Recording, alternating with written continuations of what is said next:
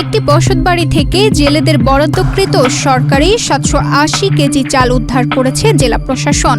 শুক্রবার দিবাগত রাত 1টার দিকে পটুয়াখালীর কলাপাড়া উপজেলার নীলগঞ্জ ইউনিয়নের আমিরাবাদ গ্রামের ইতালি বাড়ি নামে পরিচিত ইমরান হোসেনের বাড়িতে অভিযান চালিয়ে এসব চাল উদ্ধার করা হয়। চালগুলো সরকারি সিলযুক্ত 26টি বস্তায় মজুত করা ছিল। এছাড়াও আরও 24টি বস্তা খালি উদ্ধার করা হয়েছে। কলাপাড়া উপজেলা নির্বাহী কর্মকর্তা কাউসার হামিদ বলেন, গোপন সংবাদের ভিত্তিতে অভিযান চালিয়ে চালগুলো উদ্ধার করা হয়েছে। বাড়িটিতে শুধুমাত্র নারী সদস্য থাকায় কাউকে আটক করা সম্ভব হয়নি। ধারণা করা হচ্ছে বিক্রির উদ্দেশ্যে ইউনিয়ন পরিষদ সংশ্লিষ্ট যে কেউ চালগুলো এই বাড়িতে মজুত করেছিল। এ ঘটনায় মামলা দায়েরের প্রস্তুতি চলছে।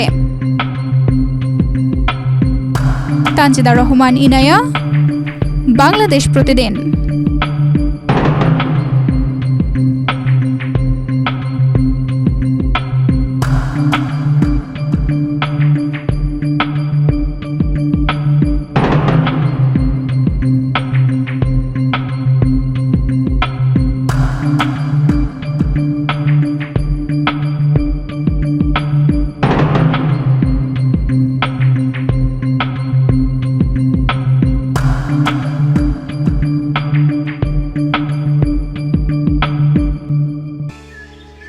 জায়গা কেনার পর কোনোদিন ভাবিনি বাড়ি দেখে যেতে পারবো। বাবা, তুমি করেছো জমি আর আমি করলাম বাড়ি। এখন থাকবে তোমার নাতি। বসুন্ধরা সিমেন্টের দৃঢ় গাঁথুনি গড়েছে 3 প্রজন্মের এক ঠিকানা। শক্তির মানদণ্ডে উত্তীর্ণ বসুন্ধরা সিমেন্ট। বসুন্ধরা সিমেন্ট, প্রজন্মের বন্ধন।